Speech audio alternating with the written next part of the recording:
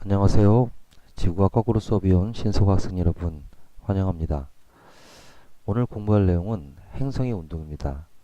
조금 내용이 까다롭습니다.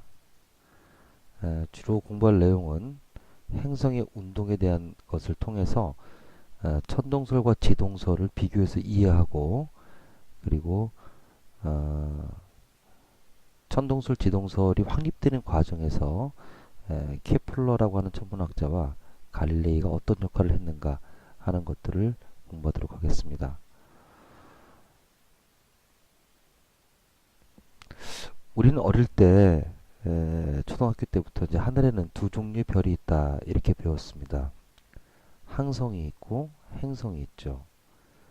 항성은 이제 스스로 빛을 내는 천체고 행성은 스스로 빛을 내지는 못하고 어떤 별빛을 받아서 반사해서 보여주는 천체다. 그래서 태양은 별이고 항성이고 그다음에 이제 수금제 목도천에는 이제 행성이다.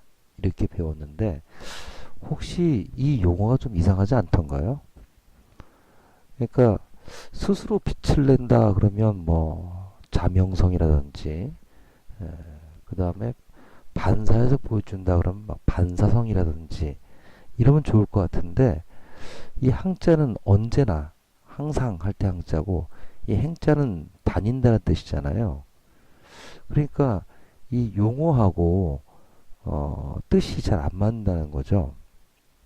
그래서 오늘은 이제 왜 이런 이름이 붙었는지, 왜 항성이고 행성인지 오늘 이 수업을 통해서 정확하게 그 의미를 이해했으면 좋겠어요. 항성이라고 하는 것은 어, 언제나 위치가 그 위치다. 그래서 위치가 변하지 않는 붙박이별을 항성이라고 하고요. 행성은 다닌다, 떠돌이별입니다. 위치가 변하는 거예요. 어, 이제 보면 지금 이제 요게 이제 금성인데요. 예, 밝죠? 요게 이제 금성입니다. 다음에 이제 요게 금성이고요. 그래서 보면 이 밤하늘에 보이는 별들 중에서 금성 같은 별은 굉장히 밝은 별입니다. 그 옛날 고대 그리스의 히파르쿠스라고 하는 사람이 하늘에 보이는 별을 총 6개의 무리로 해서 1등급부터 6등급까지 이렇게 별의 등급을 정해놨어요. 사람의 눈으로 볼 수 있는 이제 별은 6등급, 6등성까지고 서울같이 이렇게 밤이 없는 도시에서는 이제 한뭐 2등성까지만 봐도 더 이상은 뭐 보기 어렵습니다. 그런데 방금 얘기했던 그 금성이 얼마나 밝으냐 하면은 어, 태양을 제외한 별 중에서 가장 밝은 별이 시리우스입니다. 이 시리우스가 마이너스 1.5등급이에요. 이제 태양은 마이너스 26.7, 보름달 마이너스 12.6이니까 이런 걸 제외하면 별 중에서 가장 밝은 게 시리우스, 그다음 밝기 기준이 되는 게 베가인데 금성, 목성, 화성, 수성을 보면 엄청 밝죠. 토성도 되게 밝습니다. 3등성이 도시에서 이제 간신히 보이는 별이고요. 6등성이 맨눈으로 볼 수 있는 마지막 별인데 이렇게 하늘에서 너무나 밝은 이 몇 개의 별은 늘 우리 인간에게 관심의 대상일 수밖에 없는 거죠. 근데 문제는 뭐냐? 이 별은 위치가 고정되어 있지 않다는 거예요. 지금 보이는 이 사진이 화성의 위치를 이렇게 계속 날짜별로 찍어서 이것을 합성한 사진인데요. 다른 별들, 이 주변의 별들은 늘 위치가 고정되어 있는데 화성 위치가 막 이렇게 어떨 때는 서쪽에 있다가 동쪽으로, 어떨 때는 동쪽에 있다 서쪽으로, 또 다시 또 서쪽으로 이렇게 위치가 변한다는 겁니다. 그래서 이름이 행성이에요. 좀 더 자세히 볼까요? 지금 보면 이게 지금 이제 토성의 위치인데 요 밑에 보면 날짜가 나와 있어요. 2006년 2월, 3월, 4월 쭉 해서 보면 토성이 지금 한 달 간격으로 찍은 겁니다. 이쪽이 동쪽 하늘이고 이쪽이 서쪽 하늘이에요. 근데 수성이 위치가 어떨 때는 이렇게 동쪽에 서쪽으로 갔다가 또 어떨 땐 서쪽 동쪽으로 위치가 바뀝니다. 이게 한 달 간격으로 봤을 적에 예, 보이죠. 그래서 왜 다른 모든 별들은 주변의 다른 모든 별들은 서로 상대적 위치가 변하지 않는데 왜 이놈들은 이렇게 변하느냐? 그래서 이 행성의 위치가 서쪽에서 동쪽으로 바뀔 때를 순행이라고 하고 동쪽에서 서쪽으로 갈 때 이럴 때를 역행이라고 합니다. 지금 이 토성이 지금 순행하고 있는 거죠. 예. 왜 이게 순행이냐면 우리 지구의 이제 공전 방향과 같기 때문에 이게 순행이고요. 예. 지구의 공전 방향과 거꾸로 갈 때가 이제 역행인 겁니다. 그래서 이렇게 행성이 순행했다가 역행했다가 왜 그러냐? 왜 순행하고 왜 역행하느냐? 이것이 사실은 이제 우리 인간에게 가장 하늘을 관측했을 때 가장 궁금한. 그래서 이거를 해명해야 뭔가 우리가 천문 현상에 대해서 이해했다. 이렇게 이야기할 수 있었다는 겁니다. 자, 그래서 이제 이 행성이 왜 순행과 역행을 하는지를 일단 그 당시 옛날 사람들의 생각 말고 현재 우리가 알고 있는 것 갖고 이제 간단히 설명을 해보면 지구 궤도 안쪽으로 들어가는 게 수성과 금성이죠. 그걸 내행성이라 불러요. 그러면 이제 이게 지구 궤도고 이게 이제 금성의 궤도면 태양에서 지구까지가 1AU죠. 금성까지가 0.7AU인데 보면은 금성의 위치를 이렇게 몇 개 중요한 위치를 일단 이제 잡아서 이름을 지읍시다. 뭐냐면 태양, 금성, 지구가 일직선에 있을 때를 합이라고 합니다. 가까이 있으면 내합이라고 하고 멀리 있으면 외합이라고 합니다. 그러면 금성은 내행성이기 때문에 이런 데 올 수가 없어요. 이렇게 태양의 반대편 쪽에 올 수가 없어요. 늘 지구에서 봤을 때 태양 근처 어딘가에 금성이 있습니다. 그러니까 여기가 이제 이렇게 천구라고 할 것 같으면 지구에서 태양을 이렇게 봤을 적에 금성은 태양에서 가장 멀리 떨어져 봐야 요 위치예요. 가장 멀리 떨어져 봐야 요 위치죠. 그래서 금성과 태양이 가장 멀리 떨어져 있을 때, 그러니까 예를 들어 금성이 여기 있다. 그럼 지구에서 보면 금성이 천구상에 여기 있는 걸로 보이겠죠. 이렇게 금성과 태양이 떨어진 이 각을 이각이라고 합니다. 이각. 이자는 데 떨어져 있다 이런 뜻이에요. 이각이라고 부르고 그러면 이각이 제일 클 때가 언제냐 하면 지구에서 금성의 공전 궤도에다가 접선을 거슬 때겠죠. 그래서 이 위치를 최대 이각이라고 합니다. 최대 이각. 그러면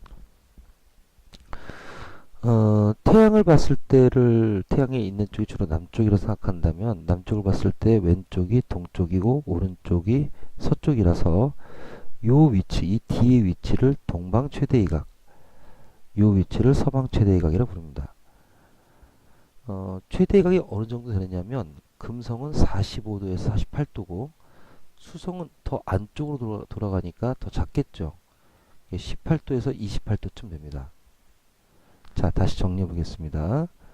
자, 금성이 이렇게 태양과 같은 위치에 있을 때를 합이라고 한다.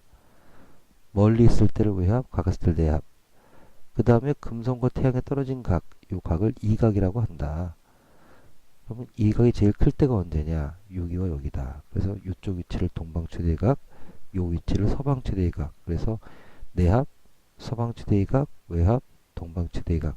이렇게 네 가지 이제 위치 이름을 우리가 알아야 됩니다. 이각이 이렇게 딱 일정한 값이 아니라 이렇게 어느 범위에서 변하는 이유는 다시 뒤에 설명하겠습니다만 지구의 공전궤도도 그렇고 수성과 금성의 공전궤도 역시 다 같이 원이 아니고 타원이기 때문에 이각이 일정치가 않아요. 특히 수성 같은 경우에는 굉장히 그 공전궤도가 찌그러져 있기 때문에 이각의 범위가 굉장히 큽니다. 그러면 왜 행성이 순행과 역행을 하느냐?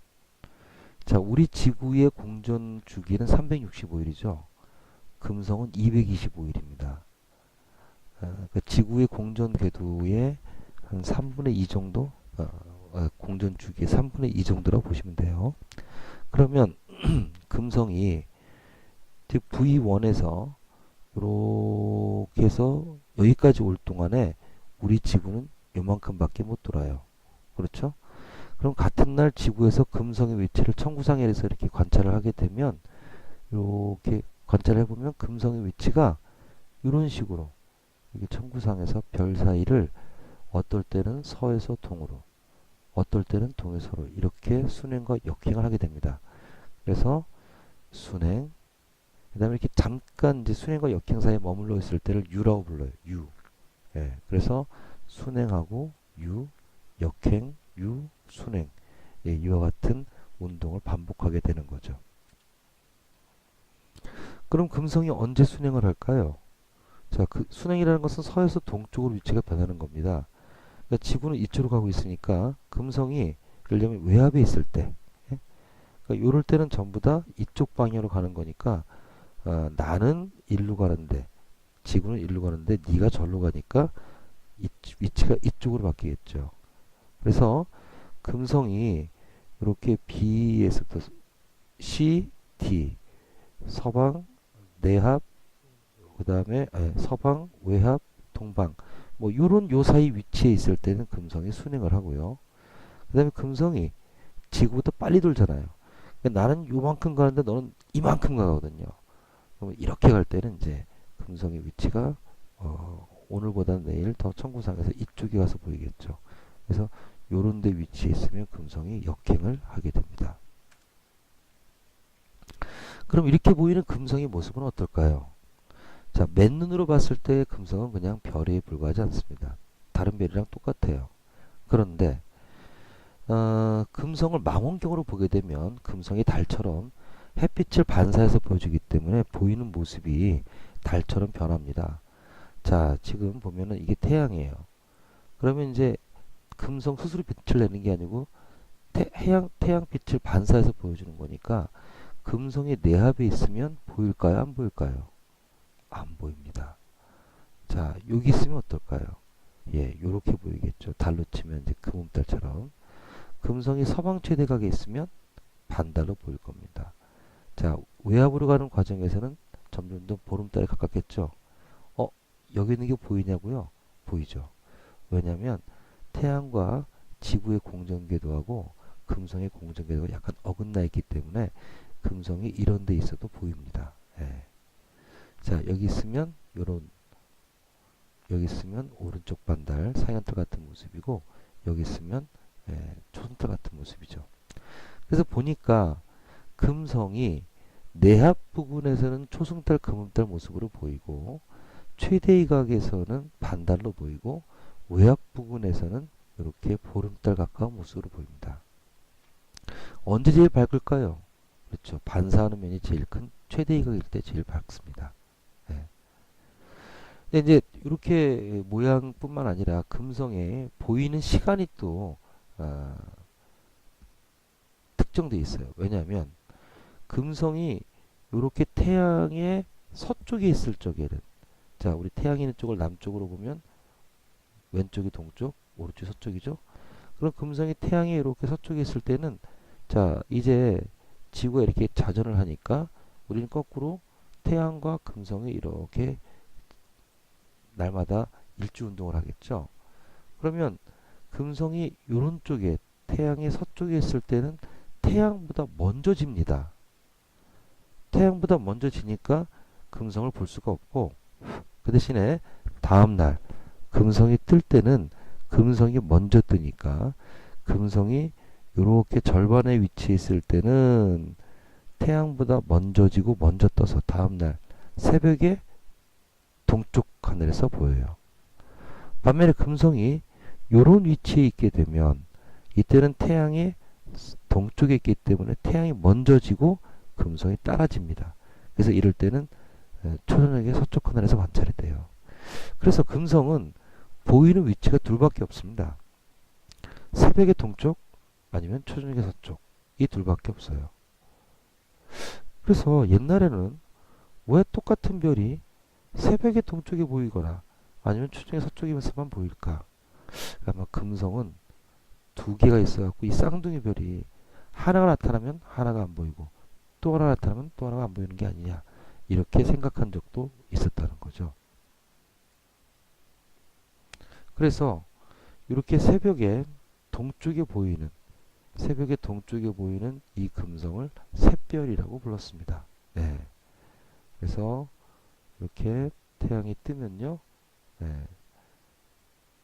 그렇죠. 태양이 뜨기 전에 먼저 금성이 동쪽에서 보이는 거죠. 네. 그러다 이제 해가 뜨면 안 보이는 거죠. 네. 여기 이제 해 뜨기 전에 보이는 금성의 모습입니다. 지금 여기 이제 달이고요. 여기 이제 금성이에요. 이쪽에서 앞으로 해가 뜰 겁니다. 그러니까 새벽녘의 모습이죠. 이 금성이 바로 샛별이라고 불렀던 겁니다. 이 금성을. 반면에 금성이 이쪽에 있으면 그러면 자 이렇게 해서 해가 지면 금성이 이렇게 집니다. 그래서 이제 금성이 질 때까지 잠깐 같이 할 수 있는 거죠. 그래서 이 별을 이 시간이 이제 개가 저녁 때 이제 밥을 기다리는 시간이다. 그래서 개 밥바라기 별이라고 부릅니다. 예. 요게 이제 해가 막 지고 초승달이 보이고 이제 금성이 보이는 개 밥바라기 별의 모습입니다. 예. 자, 그래서 이 금성이라고 하는 놈은 결국 정리를 해보면 보이는 위치와 시간은 새벽의 동쪽 아니면 초저녁의 서쪽 둘밖에 없고요. 그 다음에 금성의 모습은 A, B, C, D로 가면서 이렇게 크기는 작아지고 모습은 보름달에 가까워지고 F, G, H로 오면서는 거꾸로 이렇게 모습은 점점 초승달에 가까워지고 크기는 더 커지는 이런 효과가 나타나게 되는 거겠죠. 이게 실제로 망원경으로 금성을 바라보고 찍은 모습입니다. 자, 그러니까 금성이 여기가 이제 내압을 막 지나서 이렇게 서방 최대각 쪽으로 갔다가 서방 최대각을 지나서 이제 외압 쪽으로 가는 이런 모습이죠. 자, 다시 한번 이렇게 그 위치를 자세히 보도록 합시다. 자, 두 번째 이제 외행성의 겉보기 운동인데 먼저 외행성이라는 것은 이제 지구 바깥을 도는 거예요.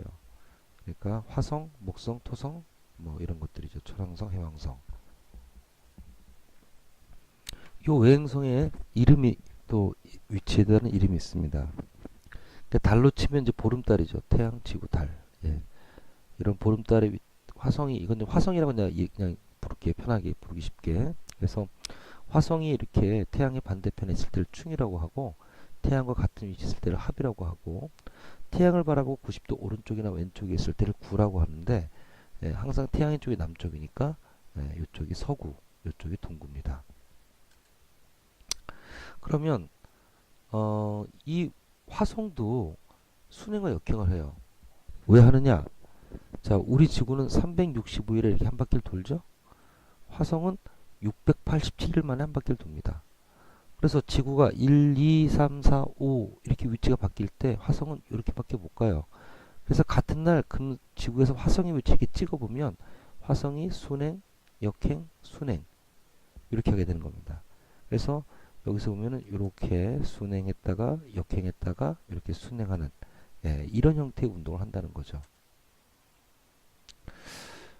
이 중에서 이제 우리가 화성이 이제 충북원에 있을 때, 즉 일본 위치에 있을 때가 제일 중요한데요. 일본 위치에 있을 때 어떤 일들이 벌어지는가 하면은 화성이 가장 가까이 있고요. 다음에 이제 지구에서 제일 가까이 있으니까 제일 크게 보이겠죠. 그리고 화성이 이제 보름달의 모습이니까 가장 밝게 보이고 태양의 반대편에 있으니까 가장 오래 보이고 그리고 이때 이제 화성이 역행을 주로 합니다. 화성이 이런 데 있으면은 나는 일로 가고 너는 절로 가니까 화성이 순행을 하고요. 여기 있을 때는 나는 일로 가고 너는 일로 가는데 내가 더 빠르니까 네가 더 이쪽으로 가죠. 이쪽으로. 그래서 화성이 이쪽 방향으로 가기 때문에 이때는 이제 역행을 하는 겁니다. 그 다음에 이제 회합축이라고 하는 게 있어요. 어떤 거냐면 행성이 같은 위치에 돌아오는데 걸리는 시간을 회합축이라고 합니다. 그러니까 자, 지금 오늘 금성이 내압이었어요. 그러면 이제 자, 금성이 지구보다 빨리 돌죠. 그럼 이제 이렇게 시간이 흐르면 금성과 지구가 도는 속도 다르기 때문에 계속 위치가 변해 나가요. 그럼 이제 예를 들어서 금성이 이렇게 한 바퀴를 돌아도 225일이면 지구는 돌아서 한 이 정도까지밖에 못 오겠죠. 그래서 이 내압에서 다음 내압이 올 때까지 걸리는 시간을 회압주기라고 합니다. 외행성 같으면은 이제 충에서 충을 따지는 게 좋아요. 왜냐면 이때 관찰하기 좋으니까. 그럼 이제 오늘이 충이다, 화성이. 그럼 지구 빨리 돌죠. 지구가 한 바퀴를 돌았을 때도 화성은 한 반 바퀴밖에 못 갑니다. 네. 그래서 충에서 다음 충까지 걸리는 시간을 회압주기라고 불러요. 그러면 한번 계산을 해보도록 하겠습니다. 자, 먼저 금성의 회압주기를 구해볼게요. 자, 우리 지구의 공전주기를 E라고 합시다. 금성의 공전주기를 P0라고 합시다. P0. 그러면 지구가 하루에 가는 각은 지구가 360일 동안, 365일 동안에 360도를 가잖아요. 그러니까 지구가 하루에 가는 각은 2분의 360입니다. 그 다음에 금성이 하루에 가는 각은 금성이 지구보다 빨리 돌죠. 아, P1이네. P1. 금성이 더 빨리 도니까 금성이 하루에 도는 각은 요만큼입니다. 요만큼이 얼만큼이냐? 금성의 공전주기 225일분의 360도가 되겠죠. 그러니까 금성이 하루에 도는 각은 225분의 360. 지구는 365분의 360. 자, 그걸 갖다가 그냥 기호로 쓰면 이렇게 되겠죠.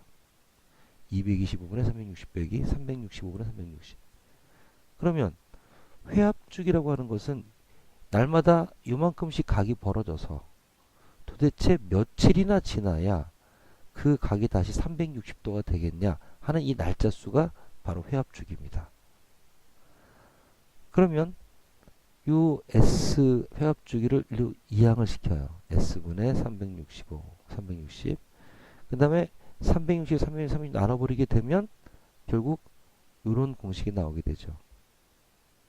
이게 내행성의 회압주기 공식입니다. 자, 외행성 같은 경우에는 거꾸로죠. 지구가 빨리 돌고 예? 화성이 느리게 도니까 이때는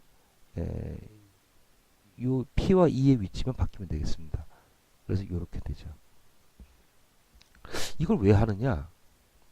사실은 지금 여러분에게 내가 금성의 공전주기를 먼저 알려줬어요. 225일이라고. 근데 이걸 어떻게 할 수 있을까요? 사실은 금성이 내압에서 내압이 될 때까지 그 시간을 관측을 하는 거예요. 그러니까 여기서 회압주기를 관측을 하고 나면 지구의 공전주기를 알고 있으니까 행성의 공전주기가 나오겠죠. 마찬가지입니다. 화성의 회압주기를 관찰을 해요. 충에서 다음 충까지. 그럼 지구는 알고 있으니까 여기서 화성의 공전주기가 나오겠죠. 그래서 행성의 공전주기를 이렇게 회압주기를 통해서 구하는 겁니다. 구해보면 수성은 116일, 금성 584일, 화성 780일 이렇게 쭉 되는데 보니까 그렇네요. 지구가 365일인데 금성이나 화성 같은 경우에는 지구하고 공전주기가 별로 큰 차이가 안 나죠. 587일, 220일. 그러니까 회압주기 되게 길어요. 수성은 88일이니까 오늘이 내합이면 수성이 한 바퀴 돌 때 지구가 한 4분의 1바퀴밖에 못 돌겠네요. 그죠? 그러니까 한 바퀴 수성이 공전을 하고 며칠만 더 해주면 다시 내합이 되는 거죠. 이런 외행성들은 어떠냐면 목성 같은 경우에 공전주기가 12년이에요. 즉 지구가 한 바퀴 돌았을 때 금성은 12분의 1바퀴밖에 못 도는 거죠. 그러니까 지구가 한 바퀴 돌고 며칠만 더 돌면 한 달만 더 돌면 다시 목성하고 충이 되는 겁니다. 토성은 뭐 더 심하죠. 그러니까 이쪽 바깥쪽으로 가면 어디에 가깝게 가느냐면 거의 뭐 365일에 가깝게 가는 겁니다. 해왕성 같은 경우에 보면은 공전 주기가 165년이거든요. 그러니까 지구가 한 바퀴 돌아도 해왕성은 뭐 한 몇 도나 돌까요? 한 3도 돌까요? 그러니까 지구가 한 3일만 더 돌아주면 다시 회합 주기가 되는 거죠. 그래서 그래프를 그려보면 이런 식으로 멀리 나갈수록 거의 이제 1년의 회합 주기가 가까워지는 겁니다. 네, 이해되셨죠? 자, 그럼 이제 지금까지 우리가 어렵게 이제 행성의 순행과 역행 그리고 보이는 위치를 공부했는데 이제 이거를 근거로 이거를 지식을 바탕으로 해서 이제 천동설과 지동설 얘기를 하려고 그래요. 근데 사실은 이제 천동설과 지동설이라는 말이 정확한 건 아닙니다. 정확하게 표현하면 지구 중심설과 태양 중심설이에요. 그러니까 사실 지구가 우주의 중심이 아니듯이 태양도 우주의 중심은 아닙니다. 근데 이제 그때까지만 하더라도 태양이 이제 우주의 중심이라고 생각했다는 거죠. 네. 그래서 이제 지구가 우주의 중심이라고 생각해왔던 지구 중심설과 그렇지 않다 하는 태양 중심설이 어떻게 차이가 있었나 하는 것을 살펴보도록 하겠습니다. 그러면 그냥 여기서 편의상 제가 정확한 용어 말고 편의상 천동설, 지동설 많이 쓰는 용어를 그냥 쓸게요.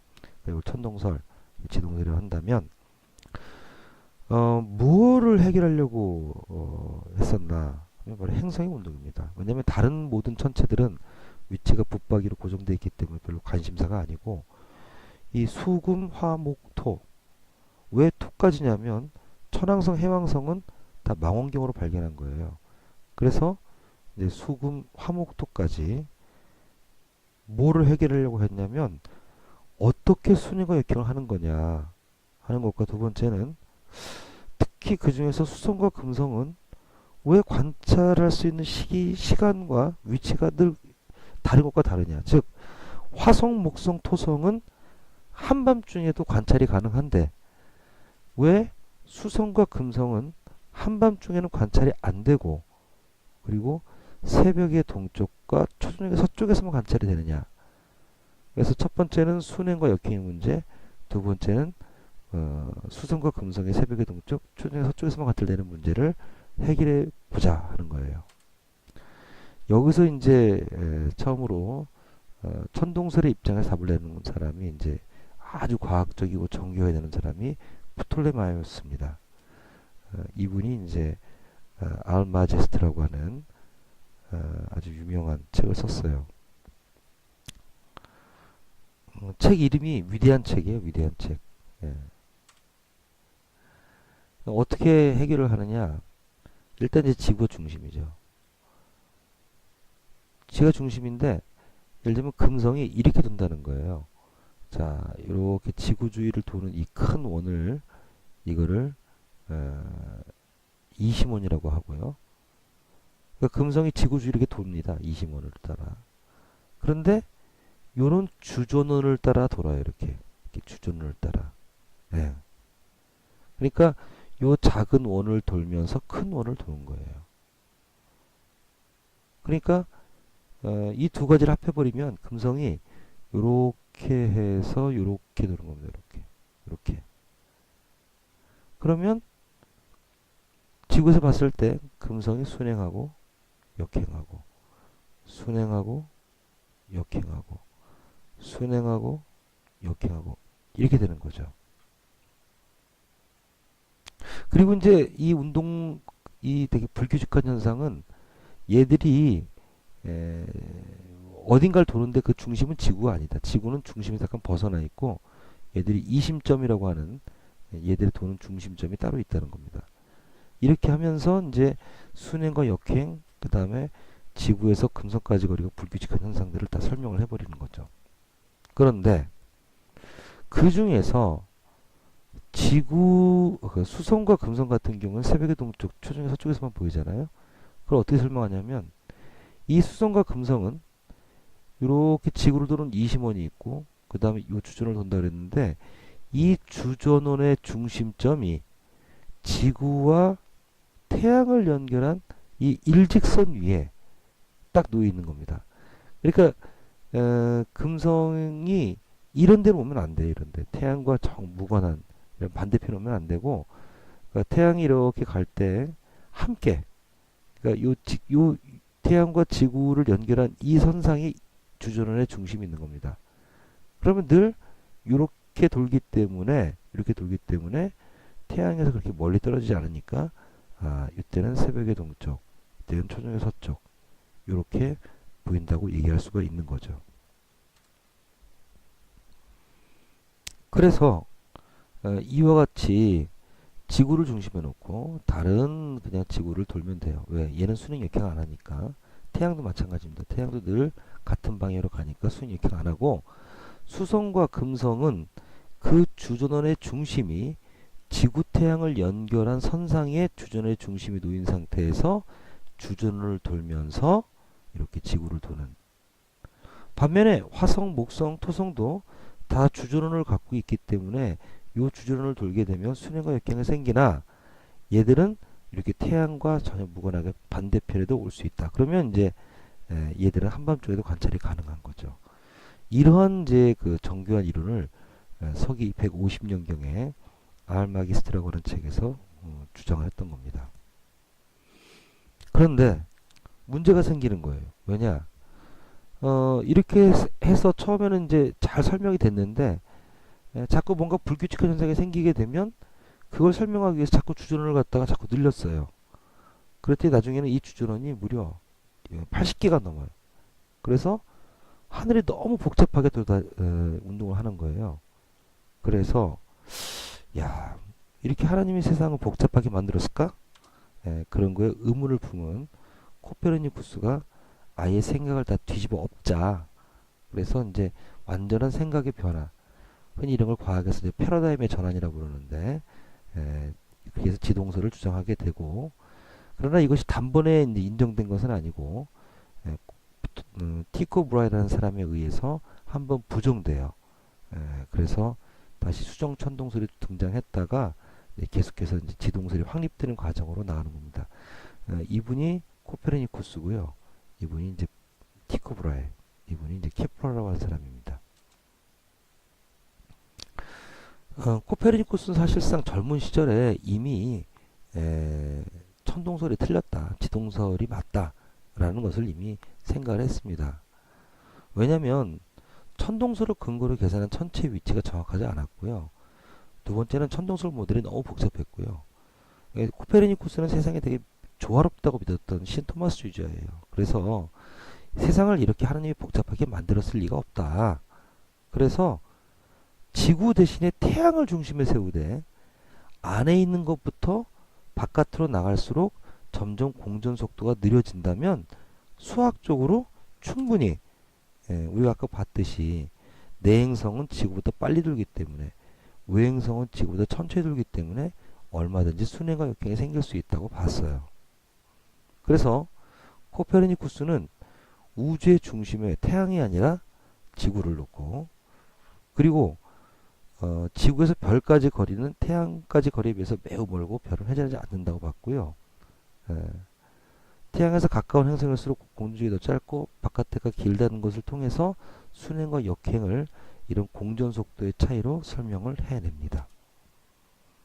그러나 이것이 단번에 인정받은 건 아니에요. 첫 번째는 천동설에 대한 믿음이 워낙 강했고, 두 번째는 만약에 지구가 아니라 태양이 중심이라면, 태양이 우주의 중심이고 지구가 태양의 주위를 공전한다면, 그러면 연주시차 같은 현상이 생기게 되는데, 그 당시로서는 연주체를 발견할 수가 없었어요.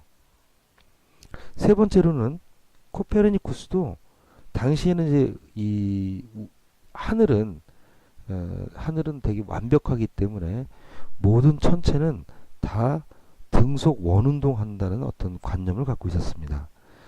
코페르니쿠스도 거기서 예외가 아니었어요. 그러다 보니까 코페르니쿠스가 제시한 모델로도 정확한 행성의 운동이 설명이 안 되는 거죠.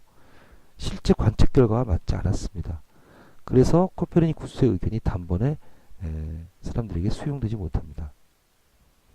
여기서 이제 연주시차라는 게 뭐냐면, 이제 우리 지구가 이렇게 태양의 주위를 돌면 자, 이 가까운 별이 있고 먼 별이 있다 그랬을 적에 가까운 별이 먼 별에 대해서 여기서 이렇게 별을 보면 1월 달에 본 위치와 7월 달에 본 위치가 다르겠죠. 그래서 이제 예를 들면 이거 사진을 찍어둔다면 1월 달에 보니까 별이 여기 있었는데 7월 달에 보니까 별이 여기 있는. 그래서 가까운 별이 먼 별에 대해서 시차가 생기는 현상을 연주시차라고 그래요. 왜 연주시차라고 그러냐면 1년을 주기로 해서 생기는 시차이기 때문에 그렇습니다. 만약에 지구와 태양의 주위를 돈다면 연주시차가 생겨야 되는데 이게 관찰이 안 돼요. 왜냐? 지구에서 가장 가까운 별도 빛으로 4년을 가야 되거든요. 그러니까 그런 별의 연주시차조차 너무 작아서 당시 망원경이 좀 아주 세련되게 발전되기 전까지는 맨눈으로 물론이고 초기 원시적인 망원경으로는 이런 걸 관측할 수가 없었던 거죠. 그래서 코페르니쿠스의 의견은 단번에 채택되지 못하고 또 다른 천동설이 등장하게 됩니다. 이분이 이제 티코 브라이라는 분인데 티코 브라이는 이제 덴마크의 귀족 가문 출생이었고 젊었을 때부터 아주 천문학의 명성이 높았어요. 그래서 덴마크의 왕이 아예 그 당시에 국립 천문대를 지어줍니다. 그래갖고 티코 브라이는 그 천문대에서 20년 동안 별과 행성을 분단이라는 것은 이제 몇 시, 몇 분, 몇 초. 그래서 우리가 이제 그 각도인데 분단위까지 측정을 하게 됩니다. 하지만 측정을 해도 그러니까 측정을 하면서 이제 엄청난 자료를 남겨둔 거예요. 근데 이제 본인은 코페르니쿠스의 말을 믿었다가 결국 이제 그 말이 증거가 없다. 그래서 이제 부정하게 되는데 여기 보면 마지막에 죽기 1년 전에 케플러를 만나서 케플러에게 자기가 모았던 이 거대한 관측 재료를 다 물려주고 죽습니다. 이게 이제 그 당시에 그 덴마크 왕으로부터 받았던 섬이에요. 벤섬. 벤섬에 이제 우라니부르크라고 하는 하늘의 도시라는 뜻인데 그런 이제 천문대에서 그 당시로서 이제 국립천문대였죠. 뭐 거의 100여 명이 근무했었다고 그래요. 그러니까 그 당시에 엄청난 투자였죠. 그래서 이게 4분이라고 하는 건데 그 당시 맨눈으로 별을 관측했지만 이런 도구를 이용해서 별의 위치를 아주 정밀하게 관측해서 기록에 남겨둘 수 있었던 겁니다. 그러나 코페르니쿠스의 말을 믿고 연주시차를 이렇게 이제 보신 바와 같은 이런 4분위를 이용해서 아주 정밀하게 별들의 위치를 측정을 하면서 연주시차를 찾아봤는데 못 찾았어요. 그래서 코페르니쿠스 말을 포기합니다. 그래갖고 새로운 천동설, 수정 천동설을 내놓습니다. 어떤 거냐? 천동설이니까 지구가 중심이죠. 그래서 이제 다른 지구 주위를 돌고 태양도 지구 주위를 도는데 나머지는 다 태양의 주위를 도는 거예요. 그러니까 다른 수, 금, 화, 목, 토 전부 다 태양의 주위를 돌면서 그 태양의 지구 주위를 도니까 지구를 돌게 되는 거죠. 이렇게 하면 봅시다. 순행, 역행, 순행, 역행 설명이 되고요. 그 다음에 이렇게 이어서 보면 늘 수성과 금성이 새벽의 동쪽 아니면 초저녁 서쪽에서만 보일 수밖에 없어요. 반면에 이제 화성, 목성, 토성 이런 것들은 태양의 반대편에 올 수 있으니까 한편도 볼 수가 있고 그래서 이런 수정 천동설을 내놓게 됩니다. 이 티코 브라이가 만들어 놓은 어마어마한 자료를 이용해서 우주의 신비를 벗긴 사람은 케플러입니다. 스티븐 호킹은 케플러에게 만약 절대적인 엄밀함을 추구하면서 평생 동안 가장 헌신적인 삶을 사는 사람에게 주는 상이 있다면 그것은 케플러 몫이다. 이렇게 말했을 만큼 이런 헌사를 바칠 만큼 참 대단한 연구를 한 사람이에요. 그래서 이제 티코 브라이가 물려준 자료, 특히 화성에 대한 자료를 갖고서 화성의 공전궤도를 그려봅니다. 무려 8년 동안 2절지 굉장히 큰 종이죠. 2절지로 90장 이상을 그려서 화성의 공전 궤도가 이상하다. 이게 왜 원이 아니지? 하고 계속해서 그려본 결과 마지막에 아, 행성의 공전궤도는 원이 아니다. 그럼 뭐냐? 태양을 초점으로 하는 타원이다. 라는 주장을 합니다. 당시로서는 엄청난 충격이었어요. 왜냐하면 아까 말씀드렸듯이 이 하늘의 운동이라고 하는 것은 가장 완벽한 운동이기 때문에 등속 원운동이어야 되거든요. 예, 그렇게 생각한 거예요. 왜? 원이 기하학적으로 가장 완벽한 도형이니까. 그런데 이제 케플러가 직접 티커 브라이가 넘겨준 자료를 갖고 행성의 공전 궤도를 그려보니까 이게 원이 아니라는 거예요. 타원이라는 겁니다. 예. 그러니까 태양에서 행성까지 거리가 일정치가 않죠. 가장 가까울 때를 근일점, 멀 때를 원일점이라고 이렇게 하는데 태양에서 행성까지 거리가 일정치가 않아요. 원운동이 아니고. 그래서 가장 가까울 때를 근일점, 멀 때를 원일점이라고 하는데 이게 이제 화성만 그런 게 아니라 모든 행성에 다 그렇고 심지어는 이제 달이 지구를 돌 때도 마찬가지예요. 타원형으로 돌아요. 그러니까 지구에서 달까지 거리가 가장 가까울 때는 근지점이 36만 3천 킬로미터. 가장 멀리 있을 때가 이제 40만 킬로미터. 약 한 4만 킬로미터 거치 차이가 나죠. 우리 흔히 이제 추석 때가 되면 뭐 올해 달은 엄청나게 큰 슈퍼문이다. 어떨 때 그러겠어요? 달이 지구에 가까이 있을 때 보름달이 되면 슈퍼문이 되겠죠. 멀리 있을 때는 작아질 것이고. 그래서 달이 원지점에 있을 때 크기하고 군지점에 있을 때 크기를 비교하면 이게 차이가 있습니다. 마찬가지죠. 지구에서 태양까지 그래 가까우면 태양이 크게 보여요. 멀리 있으면 작게 보이고. 그렇죠? 크고 작죠. 약간 요 각이 요 크기의 차이가 보이죠. 자, 그래서 첫 번째는 행성의 공전궤도는 타원이다. 타원이다라는 것이고, 그로써 모든 천체가 등속 원운동한다는 믿음이 깨지고요. 두 번째는 이제 등속 운동에 대한 믿음인데 행성의 공전궤도를 그려보니까 행성의 공전 속도가 일정치 않다는 거예요. 이렇게 태양 근처를 돌 땐 빠르고 멀리 돌 땐 느리다는 겁니다.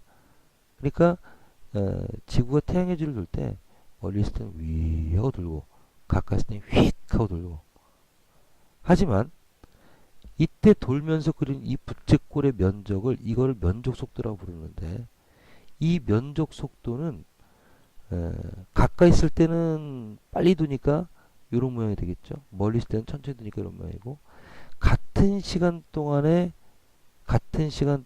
그리면 돌면서 그리는 면적은 같다. 이게 면적 속도 일정의 법칙입니다. 여기서 S1, S2, S3가 다 면적이 같다는 거예요. 그래서 이 법칙은 행성의 운동, 천상의 운동이 이게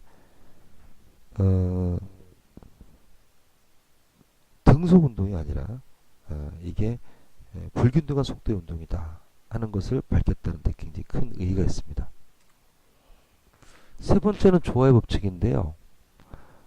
조화의 법칙은 이런 겁니다. 가로축이 지금 각 행성의 공전주기고 세로축이 행성에서 태양에서 행성까지 거리인데 우리가 보면 수성은 공전주기가 88일이죠. 금성 225일, 365일, 687일, 12년, 30년, 80년. 그래서 이렇게 가까이 있는 놈은 공전주기가 짧고 멀리 있는 놈은 공전주기가 길어진다는. 근데 그냥 비례하는 것이 아니라 요 거리의 세제곱과 공전주기의 제곱이 비례한다 하는 것이 조화의 법칙입니다. 그래서 이제 이 조화의 법칙을 통해서 이것이 만유인력 법칙으로 발전을 해나가요. 그래서 이제 케플러에 와서 등속 원운동에 대한 믿음이 깨지고 또 새로운 행성의 궤도에 대한 모습이 생겨나고요. 이 천동설을 이제 끝내고 지동설에 이제 도장을 찍은 사람은 이제 갈릴레이입니다. 이 갈릴레이는 그 전까지 이제 이렇게 뭐 애들 뭐 장난감 정도로나 썼던 그런 이제 망원경을 망원경이라는 게 있다는 얘기를 듣고 그걸 직접 가져다가 개조를 해요. 그래갖고 이 망원경을 이용해서 이 사람은 이제 하늘을 관측할 생각을 했어요. 그러니까 뭐 갈릴레이 이전에도 하늘을 관측한 사람이 있었을지 모르겠습니다만 처음으로 어쨌든 기록상에 하늘을 관측한 것으로 남아있는 것은 갈릴레이입니다. 그래서 갈릴레이가 이제 이게 달을 보고 그린 거예요. 충격을 받았죠. 왜냐면 아리스토텔레스 이후부터 사람들은 이 하늘에 있는 모든 천체는 완벽하다고 믿었거든요. 근데 완벽하기는커녕 뭐 이렇게 크레이터 때문에 이제 곰보죠, 곰보. 예. 그래서 엄청난 충격을 받고요. 그 다음에 이제 중요한 게 목성을 관측한 겁니다. 목성. 이 가운데 보면 이 원이 이게 목성이고 여기 이제 점이 이게 뭐냐면 목성의 위성인 거예요. 그러니까 이제 목성을 날마다 이렇게 망원경으로 보니까 뭐 하나 네 개가 별 네 개가 이렇게 목성 주변을 계속 왔다 갔다 하는 거 왔다 갔다. 그럼 이렇게 목성이 왔다 갔다 한다 그러면 이게 떨어지지도 않고 가까워지지도 않고 이렇게 돌고 있다 그러면 이게 목성의 위성이구나. 이게 놀라운 사실이죠. 왜냐하면 지구가 우주의 중심이니까 지구는 달이라는 위성을 갖지만 다른 거는 안 가질 거라 생각했거든요. 그런데 목성도 자기 위성을 갖는다면 이게 이제 갈릴레이가 이름 붙인 게 이오, 유로파, 가니메데, 칼리스토 이 네 개의 위성을 이제 갈릴레이 위성이라고 하는데 이렇게 목성도 자기의 어떤 위성을 갖는다면 꼭 지구가 우주의 중심일 이유는 없지 않나? 다른 것도 자기를 도는 어떤 중심이 되는데 그래서 이제 생각이 자꾸 발전해 나가는 거죠. 그러다가 이 갈릴레이가 이건 이제 태양의 흑점을 보고 그린 거고 이 금성의 모습을 본 게 결정타였어요. 왜냐면 자 이게 지금 갈릴레이가 금성을 이렇게 망원경으로 보고 그린 건데 보니까 어떻습니까? 이런 초승달 모양도 있지만 이런 보름달 모양이 나오잖아요. 이게 만약에 프톨레마이오스 모델 같았으면 즉 태양 금성의 주조는 금성의 이심원 같았으면 봤을 때 금성이 늘 햇빛을 비추는 면적이 이렇게 초승달이나 금운달 모습밖에 안 나와요. 그런데 이렇게 지금 보름달 모습을 봤다는 것은 이런 모델이었다는 거죠. 그래서 이제 갈릴레이가 어떤 이거 코페르니쿠스의 지동설이 맞구나. 맞고 프톨레마이오스 모델은 확실히 틀렸구나 하는 것을 이제 망원경을 통해서 확신을 했다 하는 이야기입니다. 자, 오늘 공부하느라 고생하셨고요. 오늘 공부를 마무리하면서 이런 걸 한번 다시 한번 정리해 봅시다. 행성의 위치에 대한 명칭, 합, 충, 최대위가 9. 그 다음에 내행성과 외행성의 순행과 역행이 왜 생기는가 하는 원리, 그리고 그 각각의 위치에 있을 때의 모습, 보름달 모습이냐, 금음달 모습이냐, 반달 모습이냐 하는 거고요. 그 다음에 회합주기를 이용해서 공전주기를 계산하는 방법. 그 다음에 프톨레마이오스의 천동설 모델의 원리, 그리고 코페르니쿠스의 지동설 모델의 원리, 티코 브레가 제안한 새로운 수정 천동설의 원리, 그리고 케플러의 운동 1, 2, 3법칙, 그리고 갈릴레이가 본 금성의 위성 모습이 프톨레마이오스의 천동설하고 부합되지 않는다는 것.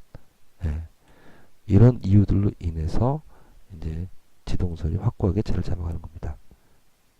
오늘 공부 어땠습니까? 좀 많이 어려웠나요? 오늘 공부하느라고 여러분들 고생 많이 했습니다.